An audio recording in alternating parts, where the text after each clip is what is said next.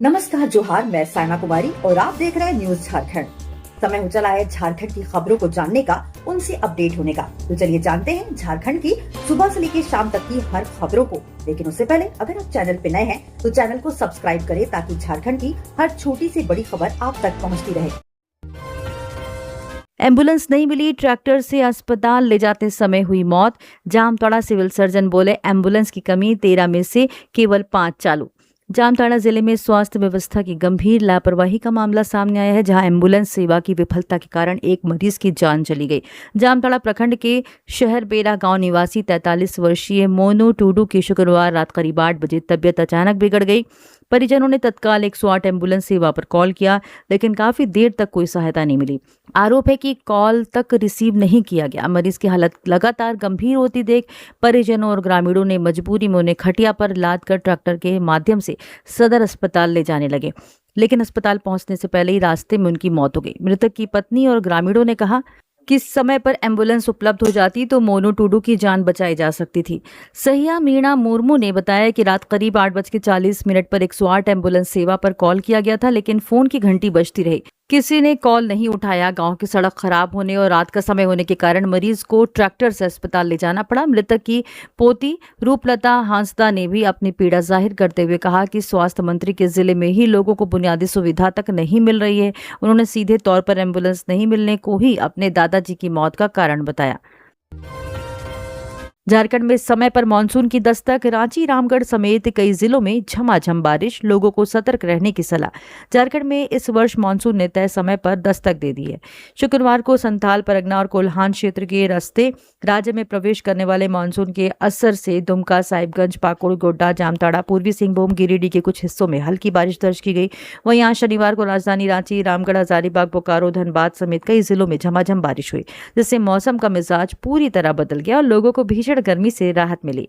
मौसम विभाग ने देर शाम तक भी कई जिलों में बारिश जारी रहने की संभावना जताते हुए लोगों को सतर्क रहने की सलाह दी है।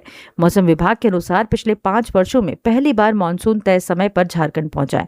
हालांकि इसकी रफ्तार फिलहाल धीमी है। सामान्यतः मानसून 10 से 12 जून के बीच राज्य में प्रवेश करता है और पूरे झारखंड को कवर करने में 3 से 7 दिन लगते हैं। इस बार अगले 3 से 4 दिनों में पूरे राज्य में मानसून के फैलने की संभावना है। अगले 2 से 3 दिनों तक अच्छी बारिश हो सकती है, जिससे तापमान में 2 से 3 डिग्री सेल्सियस की गिरावट आएगी। हालांकि इसके बाद तापमान फिर बढ़ सकता है। मौसम वैज्ञानिकों का कहना है कि अल नीनो के प्रभाव के कारण जून में सामान्य 189.5 मिलीमीटर से कम बारिश हो सकती है, लेकिन बंगाल की खाड़ी में निम्न दबाव क्षेत्र बनने की संभावना के चलते जुलाई और अगस्त में अच्छी वर्षा होने के संकेत हैं। यूपी में पलामू के 4 लोग मरे, 1 घायल। किछौचा शरीफ से लौटते समय ट्रक कार की हुई टक्कर, मृतकों में शहर के कारोबारी भी शामिल। उत्तर प्रदेश के आजमगढ़ जिले के कोतवाली थाना क्षेत्र अंतर्गत देवगांव इलाके में शुक्रवार देर रात एक भीषण सड़क हादसे में झारखंड के पलामू जिले के 4 लोगों की मौत हो गई। हादसा उस वक्त हुआ जब एक तेज रफ्तार ट्रक ने कार को जोरदार टक्कर मार दी। टक्कर इतनी जबरदस्त थी कि कार के परखच्चे उड़ गए। उसमें सवार 4 लोगों की मौके पर ही मौत हो गई। घटना में एक अन्य व्यक्ति गंभीर रूप से घायल हो गया, जिसे तत्काल नजदीकी अस्पताल में भर्ती कराया गया। इस हादसे में मेदिनी नगर के 3 कारोबारियों की जान चली गई। मृतकों में मेदिनी नगर स्थित किताब घर के संचालक हाफिज रज्जाक, जनता मेडिकल से जुड़े कैश अंसारी, सब्जी मंडी के व्यवसायी सोहराब राइन और कार चालक शामिल है।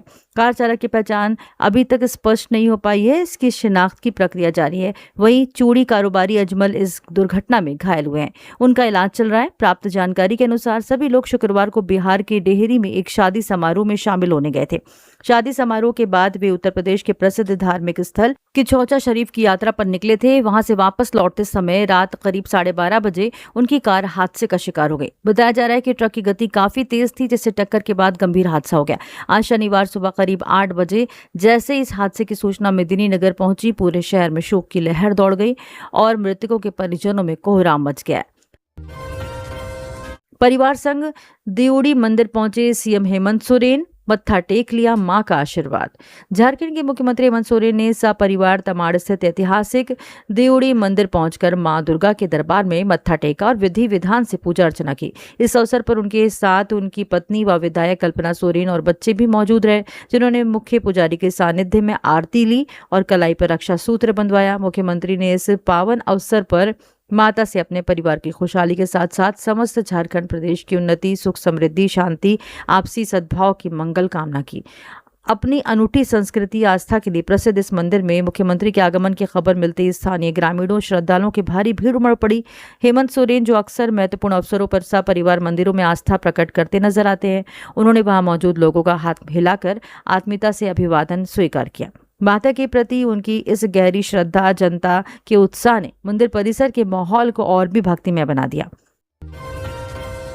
धनबाद के केंद्रीय मंत्री अन्नपूर्णा देवी ने चलाया स्वच्छता अभियान। केंद्रीय महिला एवं बाल विकास मंत्री अन्नपूर्णा देवी ने धनबाद के तोपचांची में स्वच्छता ही सेवा कार्यक्रम के तहत एक विशेष स्वच्छता अभियान चलाया। इस अभियान के दौरान उन्होंने खुद हाथों में झाड़ू थामकर श्रमदान किया, परिसर की सफाई की। मंत्री ने उपस्थित जनसमूह को संबोधित करते हुए कहा कि स्वच्छता केवल एक दिन का काम नहीं है, बल्कि इसे हमें अपने दैनिक दिनचर्या और आदतों में शामिल करना होगा। उन्होंने राष्ट्रपिता महात्मा गांधी के स्वच्छ भारत के सपने को याद करते हुए हर नागरिक से इस अभियान में बढ़ चढ़कर हिस्सेदारी निभाने की अपील की। इस अवसर पर स्थानीय भाजपा नेताओं, कार्यकर्ताओं और बड़ी संख्या में ग्रामीणों ने भी स्वच्छता अभियान में हिस्सा लिया, अपने आसपास के परिवेश को कचरा मुक्त बनाने का संकल्प लिया। अन्नपूर्णा देवी ने इस बात पर जोर दिया कि स्वस्थ समाज और मजबूत देश के निर्माण के लिए स्वच्छता पहली शर्त है। सामूहिक रूप से किए गए इस श्रमदान का मुख्य उद्देश्य आम जनता के बीच जागरूकता फैलाना और कचरा मुक्त भारत के संकल्प को धरातल पर उतारना है, ताकि पर्यावरण और जन स्वास्थ्य दोनों को बेहतर बनाया जा सके। जमशेदपुर में सांप के काटने से 2 महिलाओं की मौत, इलाके में हड़कंप। डुमरिया थाना क्षेत्र में करैत सांप के काटने से 2 महिलाओं की मौत हो गई। पहली घटना बहादुरपुर गांव की है, जहां रात में सोते समय 18 वर्षीय सोरवी सरदार को सांप ने गर्दन और हाथ पर काट लिया। वहीं दूसरी घटना बेसरा पहाड़ी गांव की है, जहां 28 वर्षीय निनी महाकुड़ को देर रात सांप ने हाथ में डस लिया। परिजनों ने सांप की पहचान के लिए उसे पकड़कर एक बोतल में बंद किया और मरीज के साथ अस्पताल ले गए, लेकिन दोनों ही मामलों में जहर तेजी से फैलने के कारण इलाज के दौरान उनकी जान नहीं बचाई जा सकी। दोनों महिलाओं को पहले स्थानीय स्वास्थ्य केंद्र ले जाया गया था, जहां से गंभीर हालत को देखते हुए उन्हें जमशेदपुर के MGM अस्पताल रेफर किया गया था। इस दुखद घटना के बाद ग्रामीणों में डर का माहौल है। स्वास्थ्य विभाग ने लोगों से अपील की है कि वे रात में जमीन पर सोने से बचें, घरों के आसपास सफाई रखें, सांप काटने पर झाड़ फूंक के चक्कर में समय गंवाने के बजाय तुरंत मरीज को अस्पताल पहुंचाएं। बिना टोकन शुल्क वसूलने पर टोटो चालक और एजेंट में झड़प। रांची के पुराना अरगोड़ा चौक के पास बिना टोकन दिए पैसे वसूलने को लेकर एक टोटो चालक और एजेंट के बीच मारपीट हो गई। दरअसल नगर निगम के नियम के मुताबिक इस रूट पर चलने वाले टोटो चालकों से हर दिन 30 रुपए का शुल्क लिया जाता है, जिसके बदले उन्हें टोकन देना अनिवार्य है। लेकिन चालकों का आरोप है कि एजेंट बिना टोकन दिए ही जबरन पैसे वसूलते हैं, जिससे कमाई सरकारी खजाने में जाने के बजाय सीधे एजेंट्स की जेब में चली जाती है। जब भी कोई चालक इसका विरोध करता है या टोकन मांगता है, तो उनके साथ दुर्व्यवहार और मारपीट की जाती है। इस घटना के बाद टोटो और ऑटो चालकों ने नगर निगम की वसूली व्यवस्था पर गंभीर सवाल उठाए और इसमें पारदर्शिता लाने की मांग की। चालकों का कहना है कि अगर वे तय रास्ते से किसी दूसरे रूट पर जाते हैं तो उनसे दोबारा शुल्क वसूल लिया जाता है, जो कि बिल्कुल गलत है। उनका मानना है कि एक बार का काटा गया टोकन पूरे दिन के लिए मान्य होना चाहिए, ताकि उन पर बार बार पैसे देने का बोझ न पड़े। चालकों ने मांग की है कि बिना रसीद या टोकन के हो रही इस अवैध वसूली की जांच की जाए और दोषी एजेंट्स पर कड़ी कार्रवाई हो। ट्रक की टक्कर से स्कूटी सवार व्यक्ति की मौत। पलामू जिले के सदर थाना क्षेत्र स्थित पोखराहा में आज शनिवार को हुए सड़क हादसे में एक व्यक्ति की मौत हो गई। मृतक व्यक्ति की पहचान पोखराहा निवासी राम रेखा पासवान के रूप में हुई। घटना की सूचना मिलने के बाद इलाके में शोक की लहर है। जानकारी के अनुसार ट्रक और स्कूटी की जोरदार टक्कर हो गई। हादसे में स्कूटी सवार गंभीर रूप से घायल हो गया। आनंद फानंद में उसे अस्पताल ले जाया गया, लेकिन उसने रास्ते में ही दम तोड़ दिया। हादसे के बाद कुछ देर के लिए इलाके में अफरा तफरी का माहौल बना रहा। मौके पर भारी संख्या में लोगों की भीड़ जुट गई और पुलिस को घटना की जानकारी दी गई। सूचना मिलने पर पुलिस घटनास्थल पर पहुंची, मामले की जांच में जुट गई। फिलहाल पुलिस दुर्घटना के कारणों का पता लगा रही है। इस संबंध में सदर थाना प्रभारी अफजल अंसारी ने बताया कि ट्रक की टक्कर से युवक की मौत हुई है। मामले की जाँच की जा रही है। वित्त रहित शिक्षक बोले, 20 जून तक नियमावली नहीं बदली तो आंदोलन। झारखंड में वित्त रहित बिना सरकारी मदद के चलने वाले स्कूलों के शिक्षकों और प्राचार्यों ने सरकार की नई नियमावली 2026 के खिलाफ आंदोलन की चेतावनी दी है। उनका कहना है कि अगर 20 जून तक उनकी मांगों के अनुसार नियमों में बदलाव नहीं किया गया तो वे राज्यव्यापी आंदोलन शुरू कर देंगे। शिक्षकों का आरोप है कि नए नियमों में सरकारी स्कूल और उनके साथ भेदभाव किया जा रहा है। जैसे ग्रामीण क्षेत्रों में सरकारी स्कूलों के लिए सिर्फ 1 एकड़ जमीन की जरूरत है, जबकि वित्त रहित स्कूलों के लिए 2 एकड़ जमीन अनिवार्य कर दी गई है। इसके अलावा शिक्षक संघ ने स्कूल की इमारतों से जुड़े हुए नियमों को भी पूरी तरह अव्यावहारिक बताया है। सरकार ने प्रधानाचार्य कक्ष, ऑफिस, लाइब्रेरी और लैब के लिए बहुत बड़ी जगह 600 से 1000 वर्ग फीट तय कर दी है, जिसे छोटा और व्यवहारिक बनाने की मांग की जा रही है। साथ ही उन्होंने झारखंड एकेडमिक काउंसिल जैक में जमा होने वाले सुरक्षा कोष, सिक्योरिटी मनी को खत्म करने या उसे स्कूल के ही बैंक खाते में रखने की मांग उठाई है। एनजीटी प्रतिबंध के बीच खनन विभाग की कार्रवाई, अवैध बालू लदे 2 ट्रैक्टर जब्त। धनबाद में नेशनल ग्रीन ट्रिब्यूनल एनजीटी के प्रतिबंध के बावजूद अवैध बालू कारोबार पर खनन विभाग ने बड़ी कार्रवाई की है। आज शनिवार की सुबह महुदा थाना क्षेत्र के तेलमच्चू में जिला खनन विभाग की टीम ने अचानक छापेमारी की। इस दौरान माइनिंग इंस्पेक्टर श्यामानंद सिंह और ब्रह्मदेव यादव के नेतृत्व में तेलमच्चू ब्रिज के पास अवैध रूप से बालू ले जा रहे 2 ट्रैक्टर्स को रोका गया। जांच करने में दोनों वाहनों में लगभग 100 CFT बालू लदा पाया गया। जब अधिकारियों ने ट्रैक्टर चालकों से बालू ले जाने का जरूरी परमिट और दस्तावेज मांगे तो वे कोई भी वैध कागजात नहीं दिखा सके। इसके बाद खनन विभाग की टीम ने दोनों ट्रैक्टर्स को जब्त कर महुदा पुलिस के हवाले कर दिया। इस अचानक हुई कार्रवाई से अवैध बालू माफियाओं में हड़कंप मच गया। अधिकारियों का कहना है कि नियमों का उल्लंघन करने वालों के खिलाफ यह सख्त अभियान आगे भी लगातार जारी रहेगा। टक्कर के बाद हाईवा पलटा, ट्रक दुकान में घुसा, दोनों वाहन चालक घायल। लातेहार जिले के चंदवा प्रखंड मुख्यालय स्थित इंदिरा गांधी चौक में शुक्रवार देर रात ट्रक और कोयला लदे हाईवा में भीषण टक्कर हो गई। टक्कर इतनी भीषण थी कि हाईवा सड़क पर पलट गई और ट्रक सड़क के किनारे एक दुकान में घुस गया। घटना के बाद वहां अफरा तफरी मच गई। इस दुर्घटना में दोनों वाहनों के चालक गंभीर रूप से घायल हो गए। स्थानीय लोगों की मदद से दोनों वाहन चालकों को बाहर निकाला गया और सामुदायिक अस्पताल चंदवा में भर्ती कराया गया। घटना की सूचना मिलने के बाद चंदवा थाना पुलिस मौके पर पहुंची। आज शनिवार की सुबह हाईवा को सड़क से हटाया गया। स्थानीय लोगों का कहना है कि सड़क पर कोयला लदे वाहनों की रफ्तार काफी अधिक होती है, इस कारण अक्सर दुर्घटनाएं होती हैं। इसको लेकर प्रशासन को कई बार ध्यान आकर्षण कराया गया है। साथ ही बैठक में भी कई बार मामले को उठाया गया। इसके बावजूद रफ्तार पर लगाम नहीं लग रही है। हाईवा से कथित अवैध वसूली का वीडियो वायरल, हजारीबाग एसपी ने हवलदार को किया निलंबित।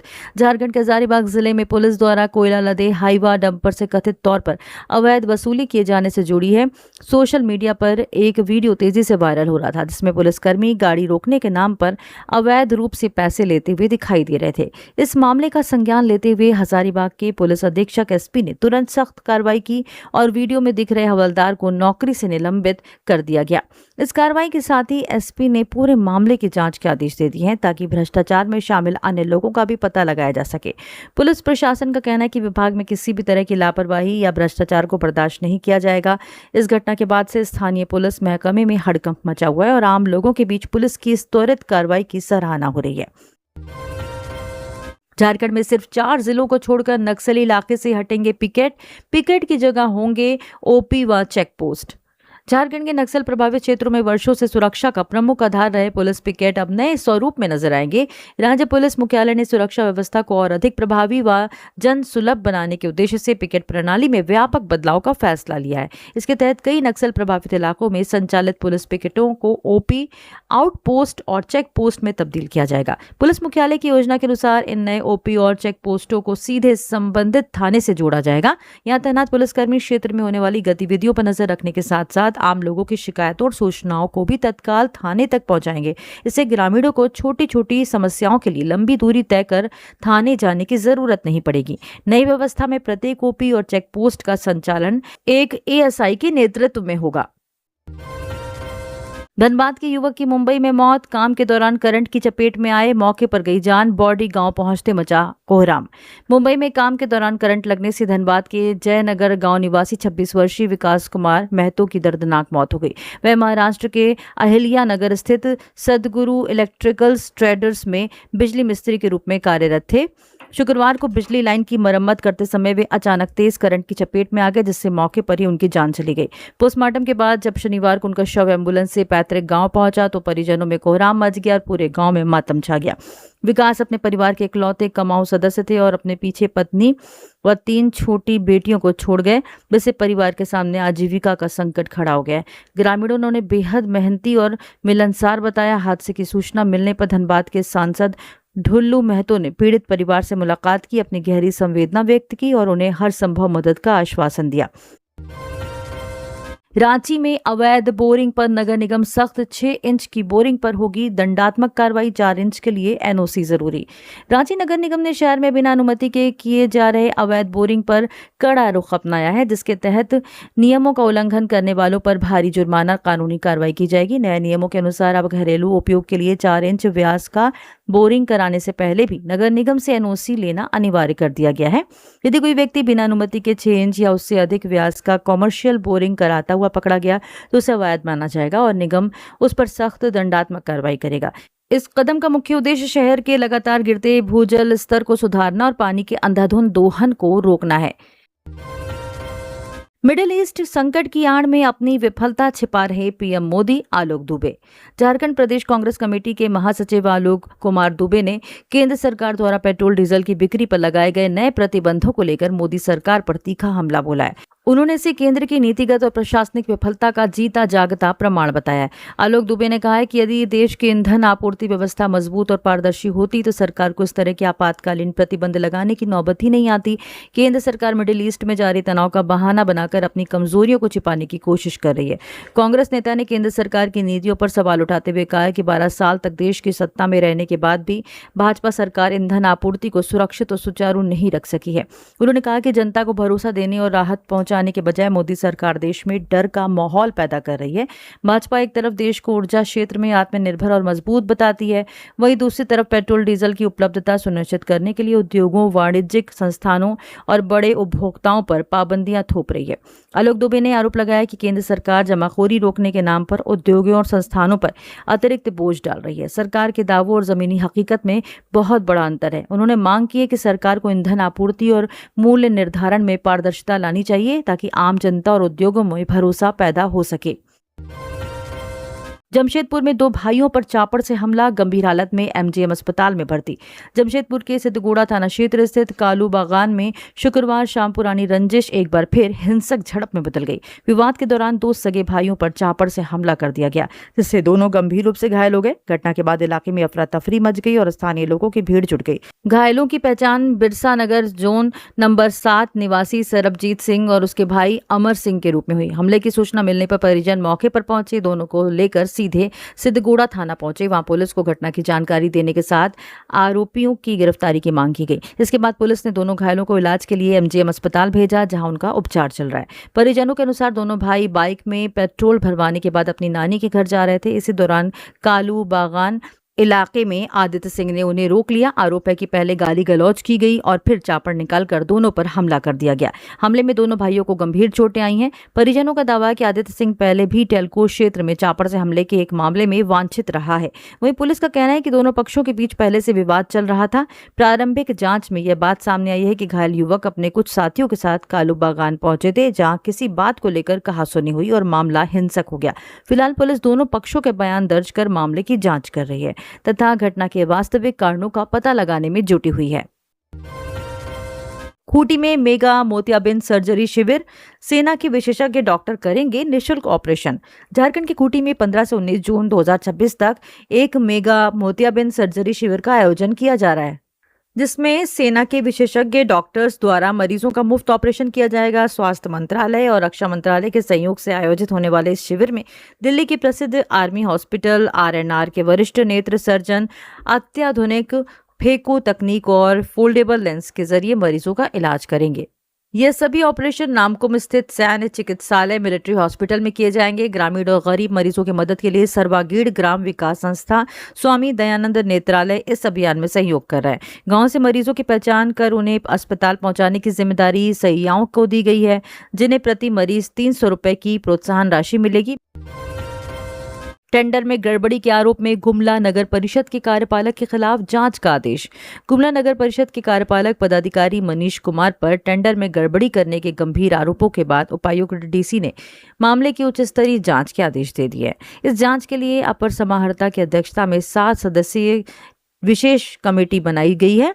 जो पूरे मामले की बारीकी से जांच करेगी। विधायक भूषण बाड़ा ने इस टेंडर घोटाले की शिकायत विधानसभा में भी उठाई थी, जिसके बाद जिला प्रशासन ने एक कड़ा कदम उठाया। आरोप है कि कार्यपालक पदाधिकारी ने किसी खास व्यक्ति या कंपनी को फायदा पहुंचाने के लिए टेंडर की शर्तों को बदल दिया था। इसके अलावा नियमों के खिलाफ जाकर एक वार्ड पार्षद के बेटे को भी इस टेंडर प्रक्रिया में शामिल होने की अनुमति दी गई।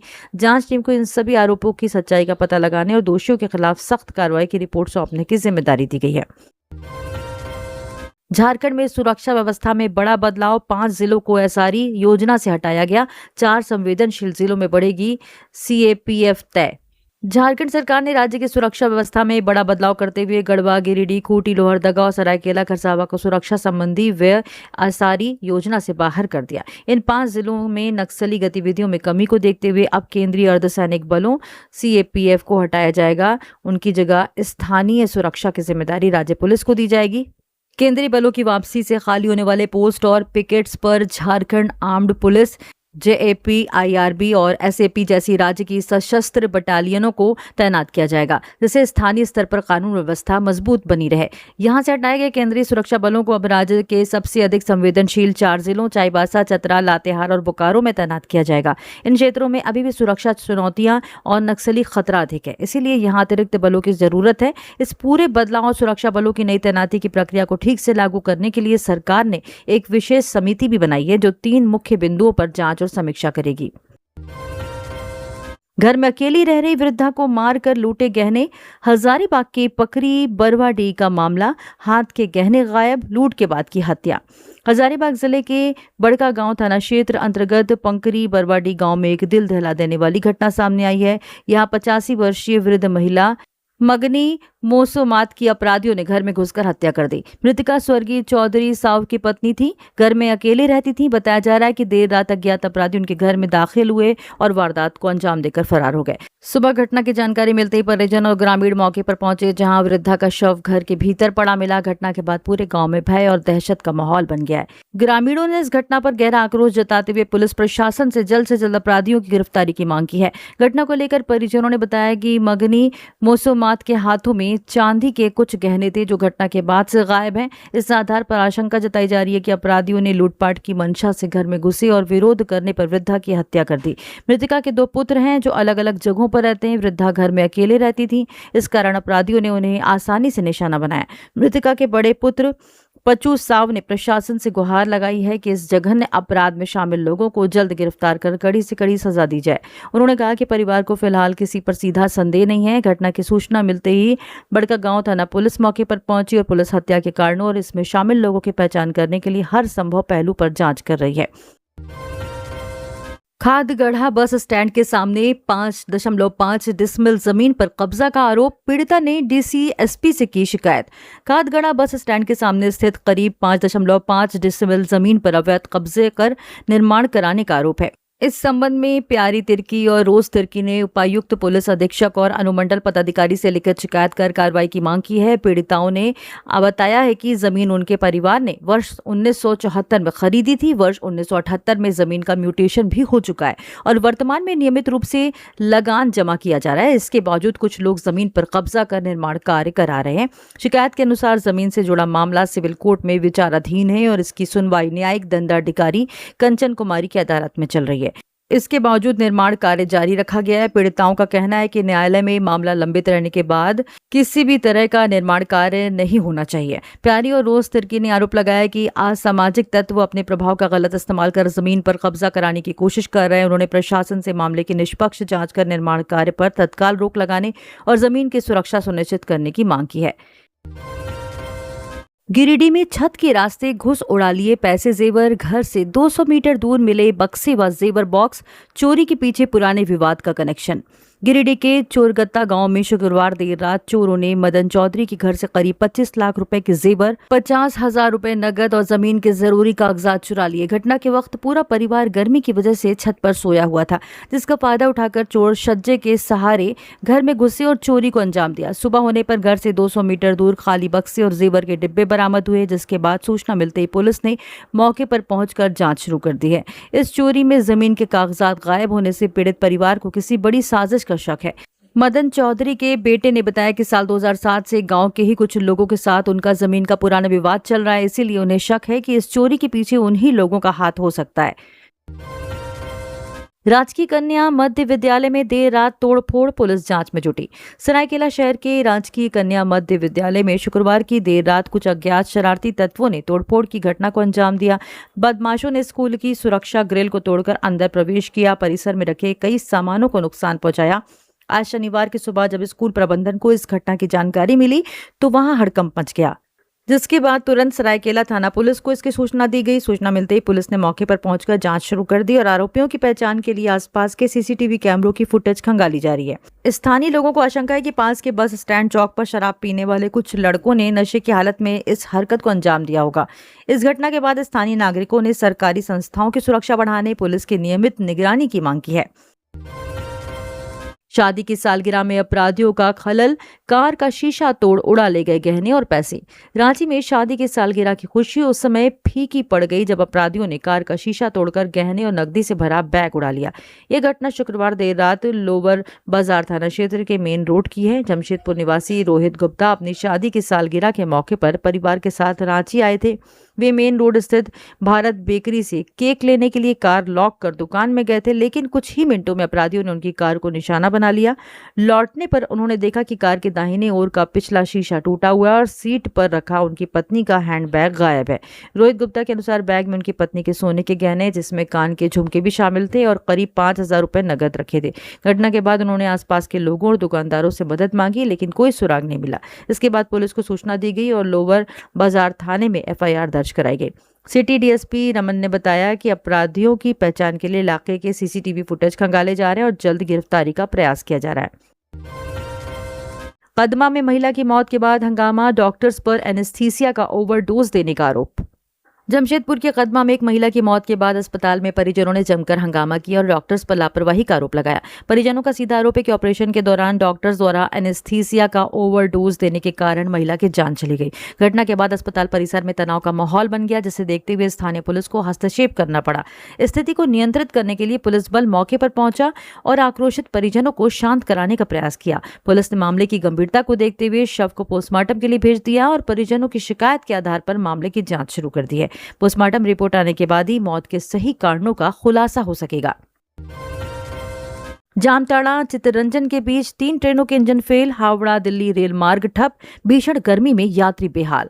हावड़ा दिल्ली मुख्य रेल मार्ग पर जामताड़ा और चित्तरंजन स्टेशन के बीच 3 अलग अलग ट्रेनों के इंजन फेल होने से रेल यातायात पूरी तरह ठप हो गया। इस तकनीकी खराबी के कारण इस रूट पर चलने वाली कई ट्रेनों के पहिए जहां तहां थम गए हैं। भीषण गर्मी और चिलचिलाती धूप के बीच घंटों से ट्रेनें ट्रैक पर खड़ी हैं, जिससे यात्रियों को भारी दिक्कतों का सामना करना पड़ रहा है। रेलवे प्रशासन द्वारा ट्रैक को साफ करने और ट्रेनों के परिचालन को फिर से शुरू करने के लिए युद्ध स्तर पर प्रयास किए जा रहे हैं। प्रभावित ट्रेनों के इंजनों को बदलने, ट्रैक से हटाए जाने के लिए क्रेन, अतिरिक्त इंजन भेजे गए। रेलवे अधिकारियों का कहना है कि जल्द ही तकनीकी समस्या को ठीक कर यातायात को सामान्य कर दिया जाएगा। तब तक यात्रियों के लिए पीने के पानी, अन्य जरूरी सुविधाओं का इंतजाम किया गया।